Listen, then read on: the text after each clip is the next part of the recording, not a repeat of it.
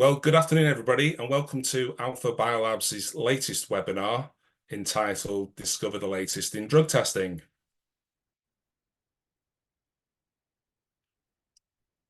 As a way of introduction, my name is Andrew Priestley, and I'm the Marketing Manager for the legal sector here at AlphaBiolabs.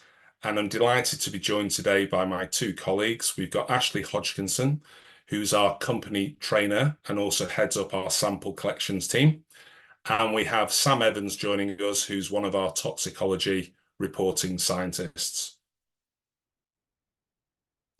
In terms of the agenda, the webinar will last for 40 to 45 minutes, and we've broken it down into 4 sections. The first section is sort of opener really from myself, just talking about the latest trends in illegal drug usage in the UK and Ireland. We'll then look at what factors to consider when choosing a drug testing provider. That'll be covered by myself and Ashley. And then Sam is going to talk to you about how to interpret our court-approved drug test reports.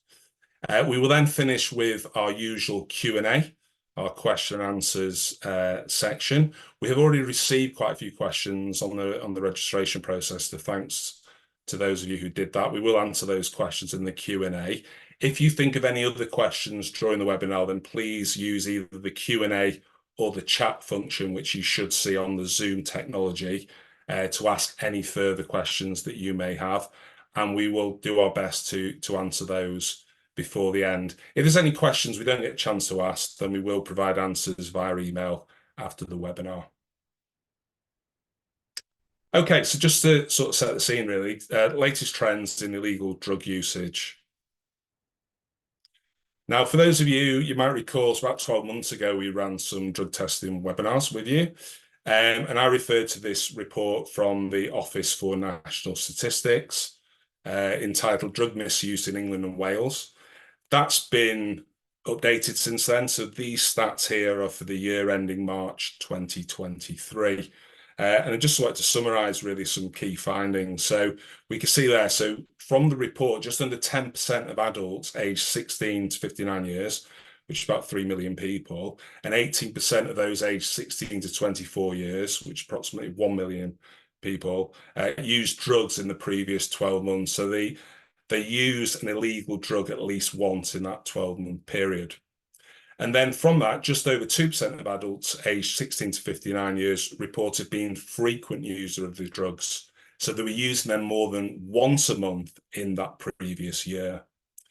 Almost 8% and 15% of adults aged 16 to 59 years and 16 to 24 years respectively also used cannabis in the previous 12 months. And just over 3% of adults aged 16 to 59 years and 6% of adults aged 16 to 24 years used Class A drugs. So what does that mean? Well, I've put together a graph here just to sort of explain a couple of interesting findings from that. So this graph shows the proportion of people reporting use of any drug in cannabis in England and Wales over a 10-year period, so from 2013 to March 2023. You can see there's 4 lines there. If we look at the bottom 2 lines to start with, the blue and the red, that's for the full 16 to 59 years age group that was used in the report. And we can see that their usage for any drug, and cannabis specifically, has been fairly consistent over that 10-year period. There probably was a little bit of an increase leading into the pandemic around 2020, but generally, up to the March 2023, it has been the same sort of percentage of people. So drug usage has been fairly constant. But what's really interesting is if you look at the grey and yellow lines, that's for the 16 to 24-year-old age group, we can see that that fluctuates quite a bit more. And leading up to the pandemic in March 2020, there was a bit of a spike. But then since then, for that 3-year period to the end of March 2023, it's dropped off quite significantly, both for just cannabis use and any drug use. So whilst that's a positive message in terms of the younger age group probably using drugs illegally a bit less, because from the overall population, it's been average, it's been static, that unfortunately means that those in older age groups have probably increased their illegal drug usage during that time. So that is cause for concern. Now, this next slide talks about new psychoactive substances, or NPS, or designer drugs. Again, we talked about this 12 months ago, and you're probably seeing a lot more about these sort of drugs in the media at the moment. So, for example, Calvin Klein and pink cocaine. Again, we talked about Calvin Klein is a mix of cocaine and ketamine. Again, they're sort of increasingly being used. They've been around for a while, but the sort of level of usage does seem to be increasing in the UK. And then you've got your other NPSs, so your synthetic cathinones, which are types of stimulants, such as bath salts or monkey dust. Your synthetic cannabinoids, which is like a depressant, so spice, for example. So it acts like cannabis. Spice is a real concern. So what we're finding more often at the moment is that it can be turned into like a liquid format and used in a vape. So those sort of things. And then your synthetic hallucinogens, so PMA and PMMA, which probably don't mean anything to you, but they're basically mimic the effects of MDMA or ecstasy, as you've probably heard of. Quite often with those as well is people buy them thinking it is ecstasy. In effect, it's not actually ecstasy, it's a synthetic hallucinogen. And we're seeing increasing trends of usage of all those types of NPSs in the UK. And most concerning of all, I would say at the moment, is the use of synthetic opioids, which is a sort of other type of NPS. You might have heard of the US crisis with regard to fentanyl, which is a prescribed drug, but it's increasingly used illegally. And there was, I think, in excess of 70,000 deaths from fentanyl in the US last year alone. We are seeing increasing numbers of cases involving overdoses of fentanyl in the UK. So that's something to be aware of as well. And then nitazines, which tend to be manufactured in places like China. They could be sold online. They're sometimes smuggled into the UK. I heard recently of one case where it was smuggled into the UK in dog food. They're an increasing concern as well. And if you look at the table there, you can see the relative potency of fentanyl and selected nitazines in comparison to heroin. Now, heroin's bad enough, it's a class A drug, as you'll know. Fentanyl is 50 times more potent than heroin. And you can see I've listed there 4 different types of nitazines. They range from being 50 times more potent up to 500 times more potent than heroin. So that is a real cause for concern. And this last slide I've put here shows, unfortunately, nitazene-related deaths in the UK. And this is just over an 8-month period. So it's from June of last year to February of this year. And we could see there's been reported just in excess of 100 deaths as a result of somebody overdosing on a nitazene-related drug. And what, again, is really worrying for me is the sort of geographical breakdown of that. It's not just confined to one particular area. There's a real geographical spread there. So again, just in terms of just monitoring that as a testing provider, that's something we are continuing to closely look at, and where we can offer testing of those sort of drugs, really. Okay, so that was sort of just a bit of an opener in terms of the sort of trends of usage of, in the UK of drugs. What we're moving on to now is what factors to consider when choosing a testing provider. And I just thought I'd start by saying I think a key factor to consider is obviously the comprehensiveness of the drug panel available. So just listed for you there on the screen, our own standard drug panel. Again, other providers will have slight differences there, but we have 13 drug groups there, as you can see, and they cover a range of different sample types, which Ashley is going to talk about in a moment. So your head hair, body hair, nail clippings, oral fluid, and urine. We can do all those types of tests. The most commonly used drugs in the UK at the moment are listed at the top, the 6 in the pink. They're in our standard panel, as are additional drugs below there. We do also have a comprehensive non-standard panel, which will cover some of the NPSs that I've just mentioned, fentanyl, etc. So again, if you have any sort of inquiry about a particular type of drug, then please do get in touch with us, and we can give you that information. Our current turnaround times are really strong at the moment as well. We're sort of averaging between 4 and 5 working days from receipt of sample into the lab from issuing the report to you. Okay, so with that, I'm just going to hand over to Ashley now, and she's going to talk to you about the importance of collecting and analysing different sample types. Ashley. Hello, good morning. So as Andrew said, he's just gone through the different choices of drugs that we can test for, and I'm just going to talk a little bit about how we do that. So our most popular and preferred method to most people would be to obtain a sample of head hair. Now, to be clear, when we're testing through head hair, we're looking at identifying persistent drug misusers. So it's not a one-off drug use that we'd be looking to pinpoint. That would need to be a different method. This would be looking at patterns and trends throughout the length of the head hair for persistent drug misusers. So that's kind of the criteria for this type of test. Now, we can test back up to 12 months, so up to a year. However, that is dictated by the length of the person's hair, what's available to us at the time of obtaining the sample. So although we can go back 12 months, if your client was, for example, bald, then we would need to look at an alternative method. Whereas if we were doing a test on myself, I have long hair, and we could go back up to 12 months with the sample that I could provide. Head hair grows at an average rate of approximately 1 centimetre per month, and this is how we decide whether someone has a sufficient head hair for the sample or not. So based on that growth rate, if you wanted to go back 12 months in a sample of head hair, you would need 12 centimetres from your client. We can test for less than 12 months. So we could do a test for 1 month, in which case we'd need 1 centimetre, or 4 months, in which case we'd need 4 centimetres. But this really is the most important factor to consider before you instruct a test. Yes, you may want to cover a certain time frame, but does your client have a sufficient sample for that? Head hair samples are cut directly from the root, and we need approximately 200 strands per sample.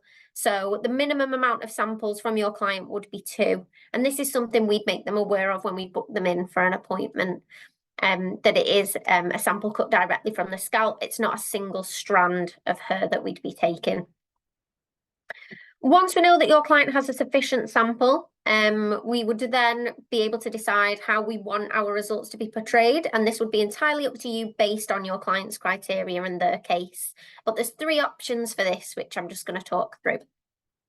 So the first option is to have your results shown as an overview. So you've decided which drugs you'd want to test for. You've decided that your client has a sufficient hair sample to provide. Now you need to decide what you're looking to find out from the results and how you need them to be displayed. If you have a client who is going to be completely negative, who has never touched drugs before, but you need to prove that to the court, then an overview would be the best form of analysis for you. And an overview is basically looking at a section of hair as a whole. So if you were testing for up to 3 months, you would get 1 result for that time period as a whole. If you were testing for up to 12 months, you would get a result for each 3-month period as an overview. So a total of 4 individual results.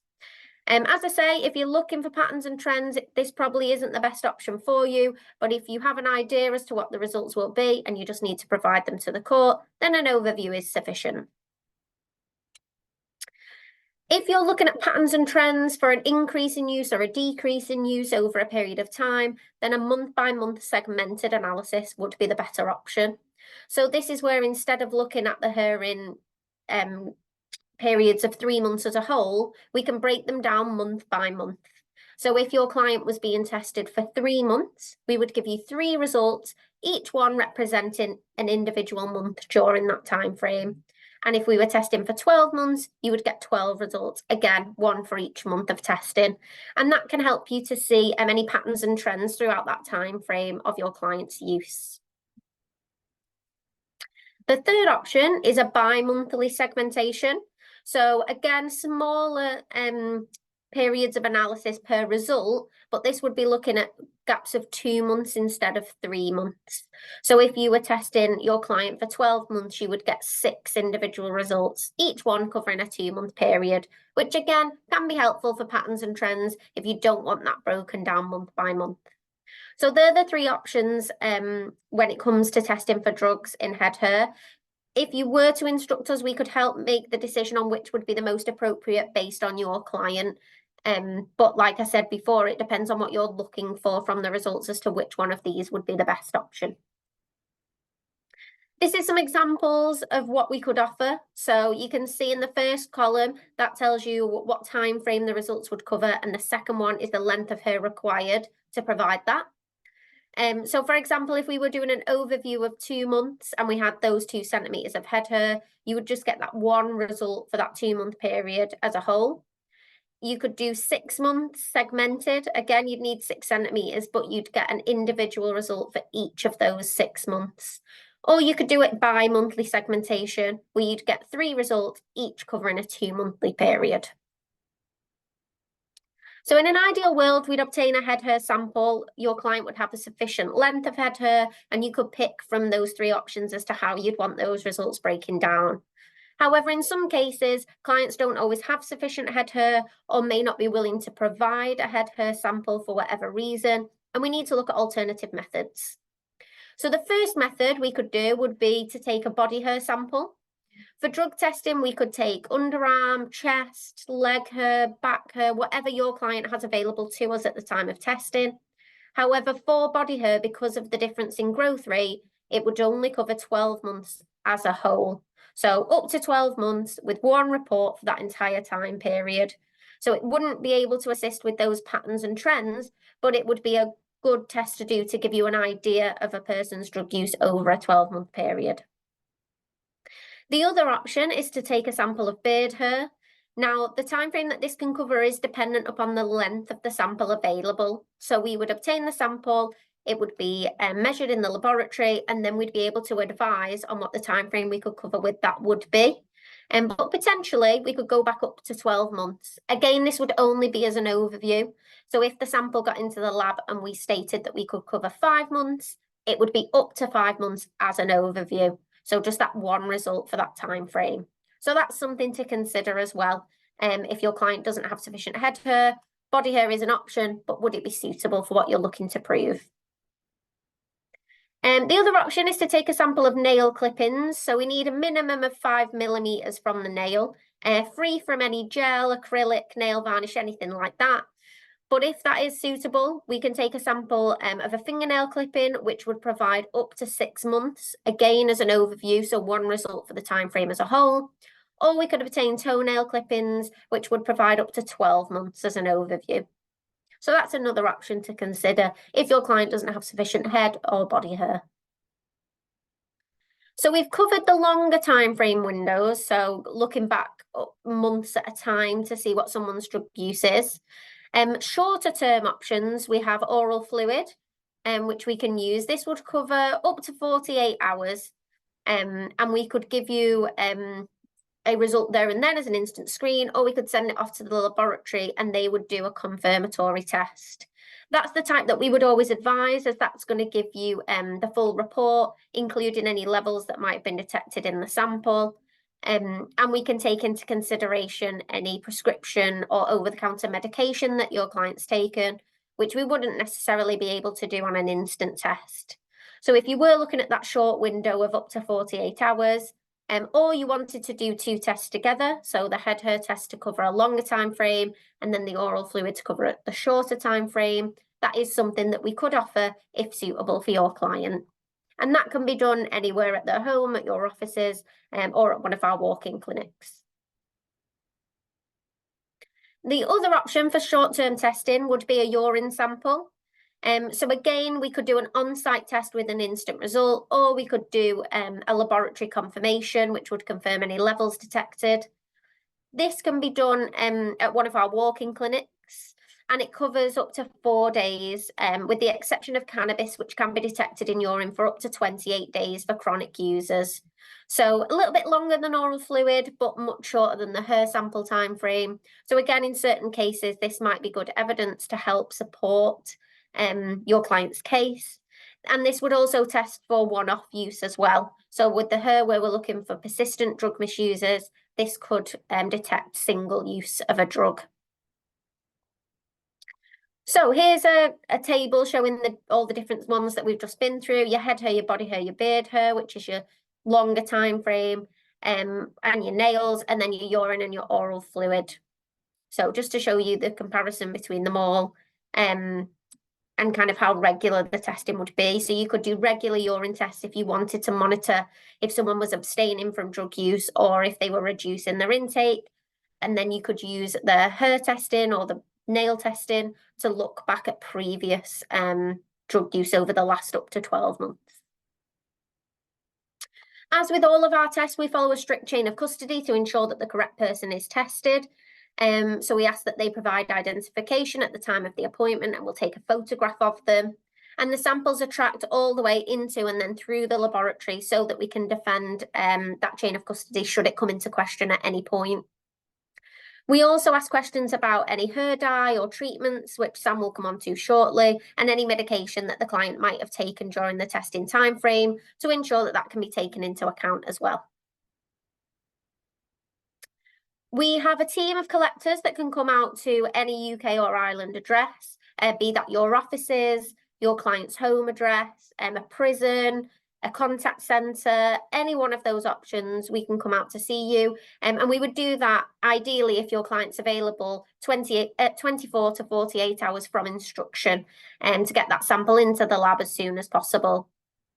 We do offer an alternative method, which would be to attend one of our sample collection clinics, one of our walk-ins, where sample collection would be free of charge. And we have 19 of them currently across the UK and Ireland that your client could come to if that's the more suitable option. So it's something to discuss with your dedicated account manager if you were to instruct us, and they can give you your options on sample collection. But if someone doesn't want us visiting their home address for any reason, then we do offer that alternative of the clinic as well that they could come into.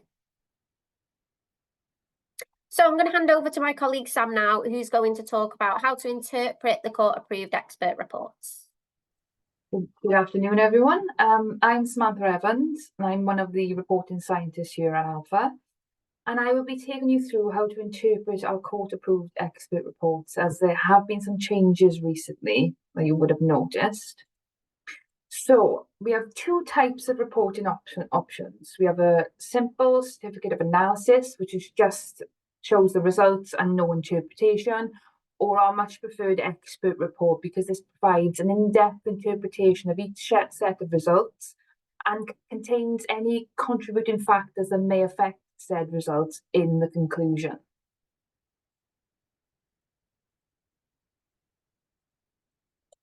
So the front page we have made more clear and concise, because we used to put on the beginning of the report it's a hair, drug and alcohol analysis and whatever that analysis was. However, we thought it was much cleaner to just detail it as an expert report, as that's what it is.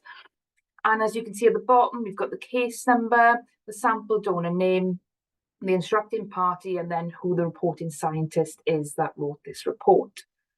And we felt it was better to be more simple and concise and clear in the title page of the report.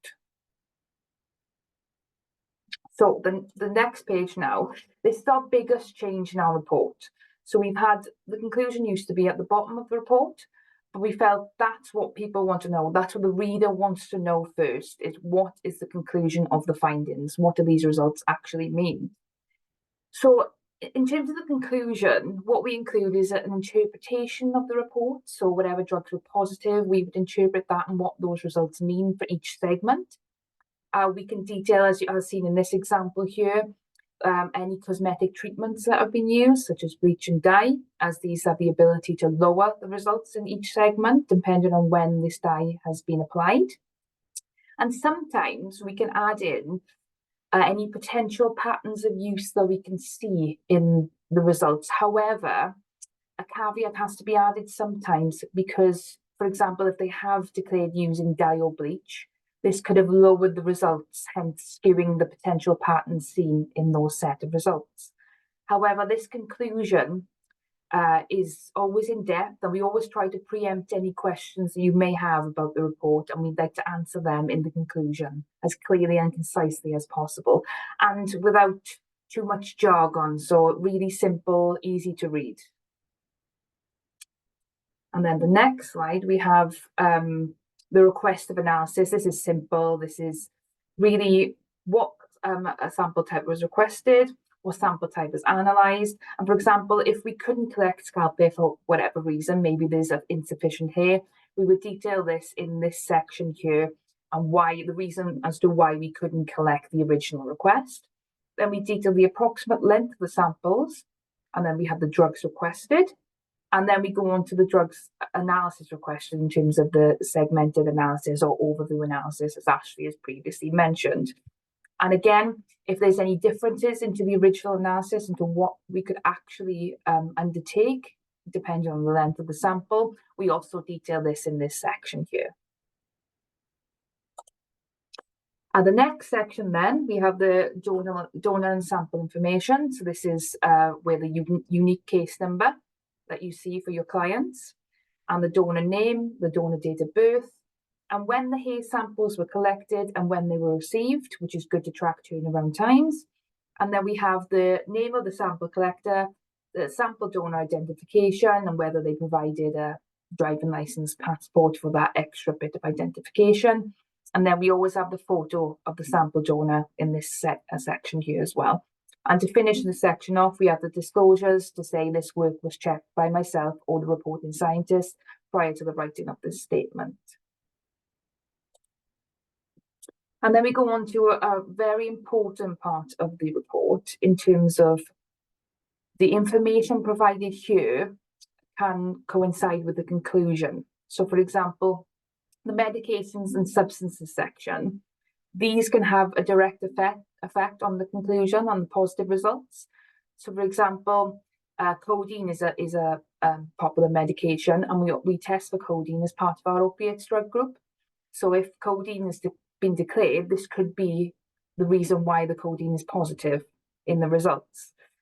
And as Ashley alluded to earlier on as well, for example, in this case, ketamine and cocaine have been declared as use as a one-off occasion.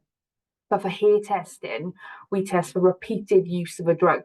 So if cocaine and ketamine were requested to be analysed in this case, we would add that extra caveat in the conclusion to say we would not expect positive results when a drug is used as a one-off occasion. So we're addressing those concerns immediately, as we have had many queries following that. So we're always looking to adapt our conclusions and improve our reports to add in all the information that we regularly get queries on.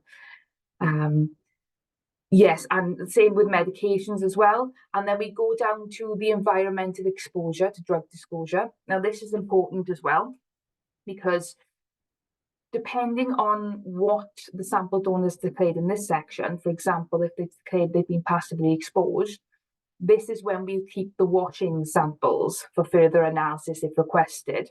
Now, this isn't always necessary. For example, when cocaine and all these metabolites are present above the cutoff, the analysis of the washing samples wouldn't be of any extra benefit in those instances.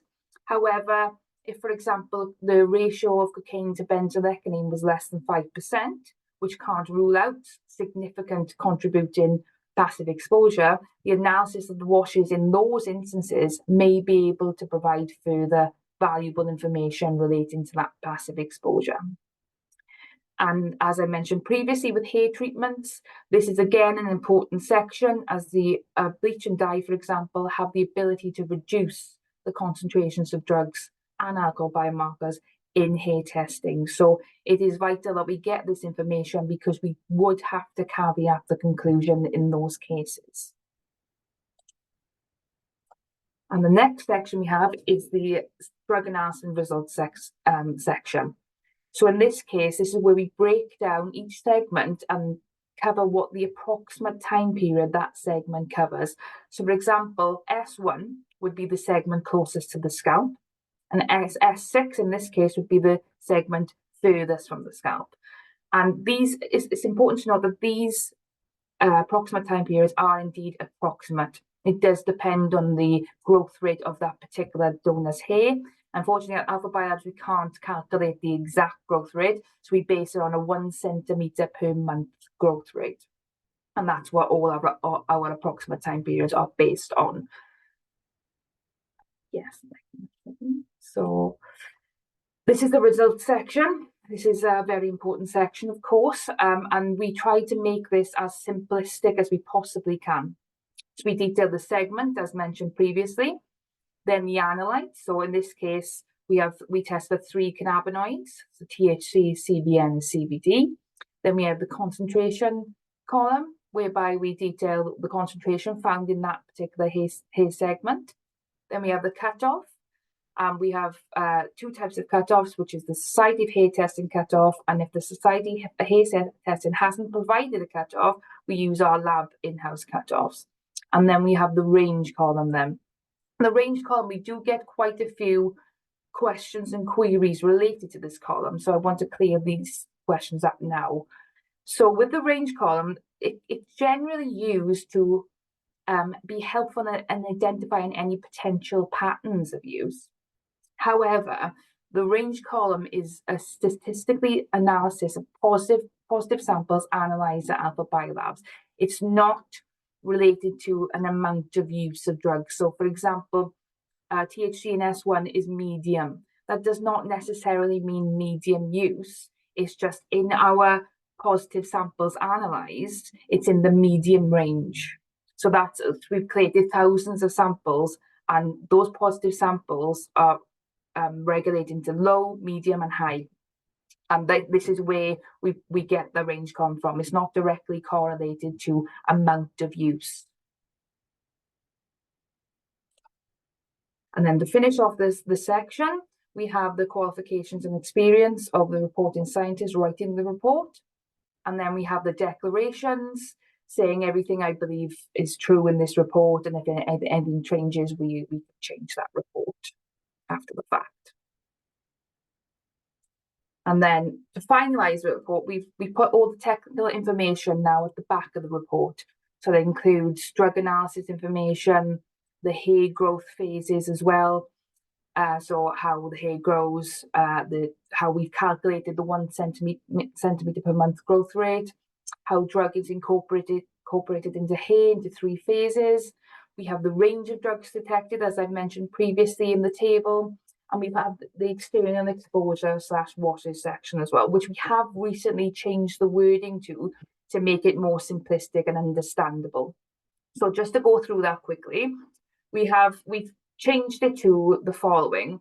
So environmental exposure to a drug and or direct contamination can occur when, for example, a person is in an environment where drugs are being smoked, or a person's body is in direct contact with drugs.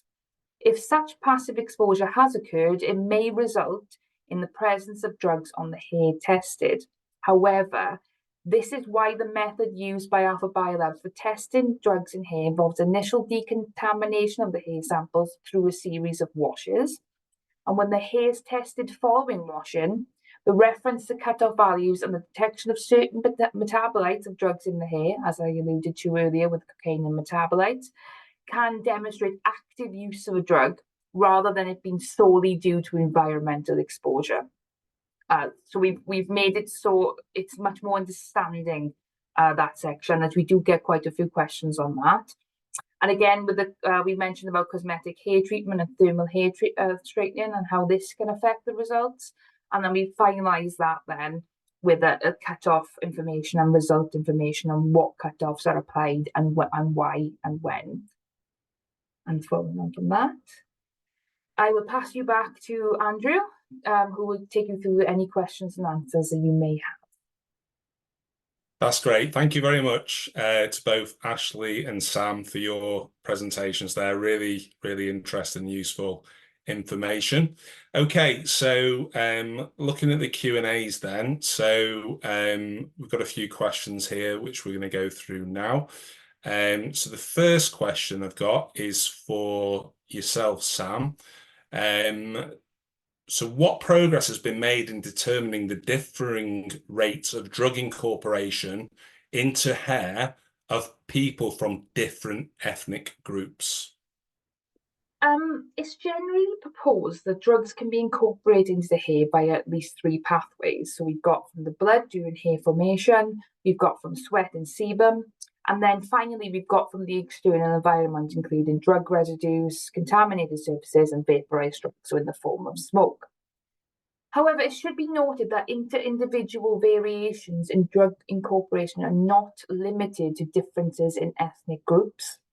There's additional factors as well as hair type, variation in metabolism, body weight and composition, the difference in growth rate, and the variation in drug purity concerned.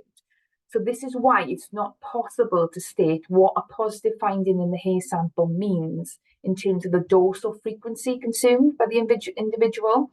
This is why we are limited in our interpretation in terms of, we can say it's positive, and if it's positive, it does suggest repeated use of a drug. However, we can't say how frequent that use was. So, for example, we can't say 3 times a week or anything like that because of those individual variations, including the differences between ethnic groups. That's great. Thanks very much, Sam.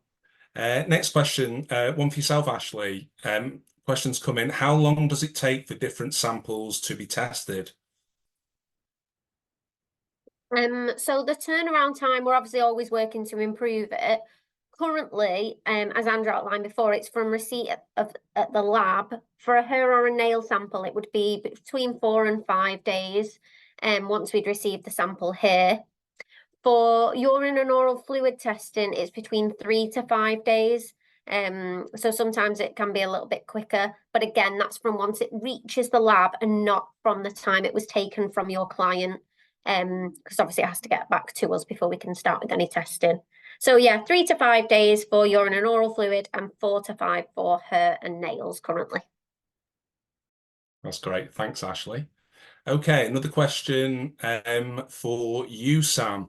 Are there any drugs being seen more regularly or trends in positive results? So, for example, has there been any interpretation for the new psychoactive substances yet? Yes, so the regular results I'm seeing as a reporting scientist does include pink cocaine. So we're regularly seeing positive cocaine results and low levels of ketamine. And that is likely due to, in some instances, the use of pink cocaine or the unknowing use of pink cocaine. And that's the problem with illicit drugs, is that because they're not regulated, people do not know what they're buying on the streets. So this is what we can see in these trends, in these positive results. And that is one I've seen quite regularly over the past few months. So it's something to keep, that we are keeping an eye out with reporting scientists, is any other indication of patterns like that, we do keep an eye on. Regarding new psychoactive substances, so that obviously that's a substance which is capable of producing a psychoactive effect in the person who consumes it. And as Andrew mentioned previously, in terms of nitazines, which is our new synthetic opioids, they've been recently found in heroin samples in Bristol, and they can be between 50 and 500 times more potent than heroin. But with NPSs, as all it takes is a change in chemical compound of that structure, and all of a sudden it's a completely different drug. So this is why it's really difficult to regulate, and partly why the Psychoactive Substances Act of 2016 had to come in, because it was impossible to try and regulate them all under the Misuse of Drugs Act, because they just kept changing every single compound in one particular drug, and they would make it a new drug again. So it still has its difficulties in the regulation side of things, but I know that they are working on them, because they are very dangerous drugs, and especially these nitazines can be up to 500 times more potent than heroin, which is a concern. That's great. Thanks, Sam. And then there's another question for yourself, Ashley, with regard to collection. So what happens at the sample collection if my client refuses to provide a sample? So when you set up a case with us, when you instruct us, we will ask you what you would like us to do if your client has insufficient samples to provide. So if, for example, you've instructed us to take a sample of head hair and your client doesn't have the sufficient length when we get there, you can pick from a couple of options as to what your preferred alternative would be. So be that body hair or nails.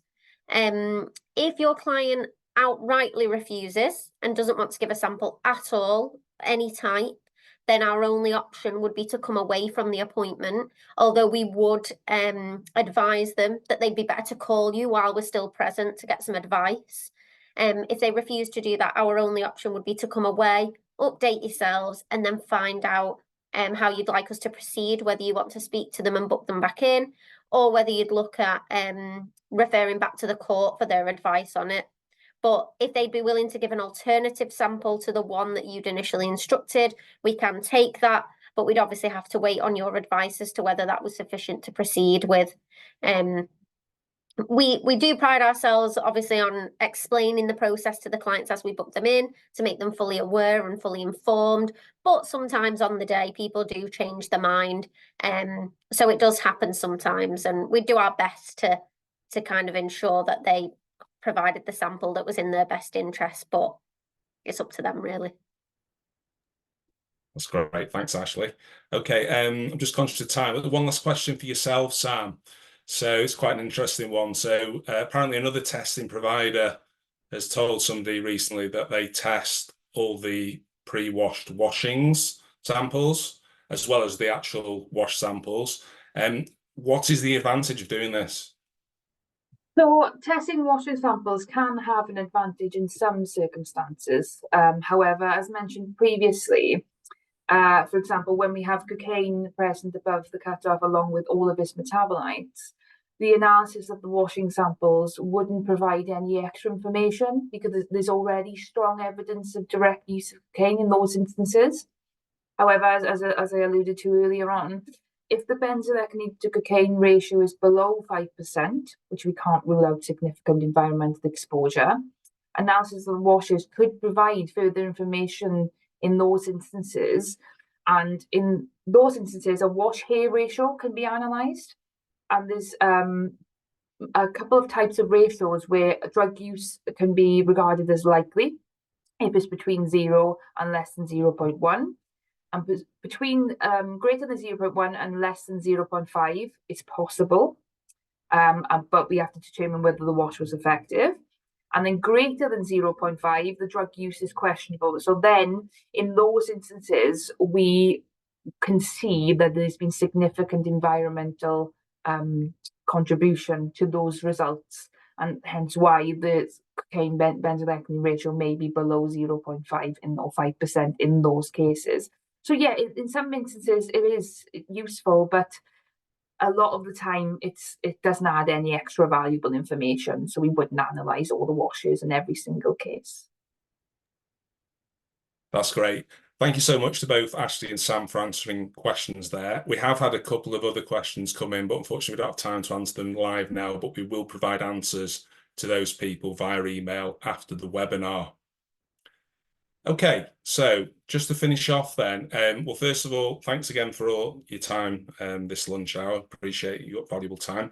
So hopefully you found the webinar of interest. We do have a very short survey that once you log off at the end, it will appear on your screen. If you could kindly take a moment just to answer the 4 or 5 questions on there, your feedback is invaluable to us for the future planning of these webinars. So please just take a moment to complete that survey. Very quickly, why choose AlphaBiolabs? I mean, we touched on some of these things already, but we do offer competitive pricing and a premium service. All our pricing is within legal aid agency rates, and we do offer a price match promise. So if you get a quote from another testing provider, if you provide a copy of that to us, then we will beat that by 5% with our own quote.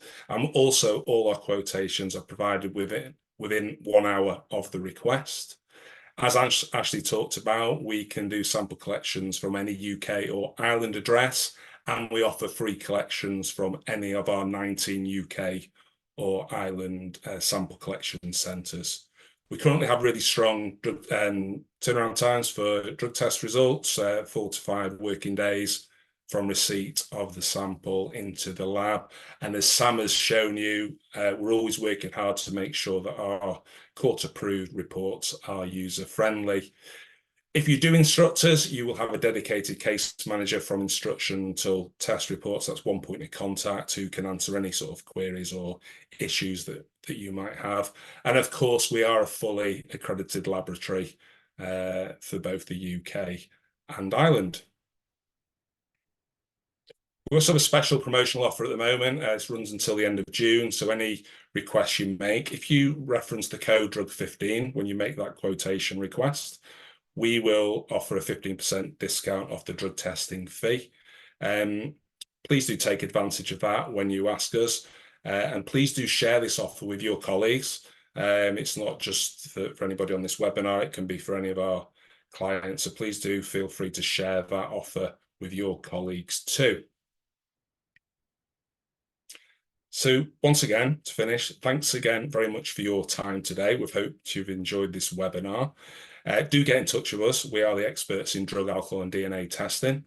All our methods of contact you can see on the screen there, including social media. So if you're on LinkedIn or X, formerly known as Twitter, then please look us up on there. Give us a follow and we'll give you a follow back. And also just on the right, just a quick mention, we do run our giving back campaign. So basically we pledge to make every 2 months we do a prize draw based on we take a draw from all the people that have instructed us throughout the course of the year, and whoever's drawn out the hat is asked to nominate a charity of their choice, and we will make a £500 donation to that charity. It's just one way that we look to give back to the industry as being one of the testing providers within it. So with that, thanks once again for watching today. Thanks for your time. Big thanks to Ashley and Sam. Hopefully you've enjoyed it, and we look forward to seeing you again soon on an AlphaBiolabs webinar. Thanks very much and goodbye.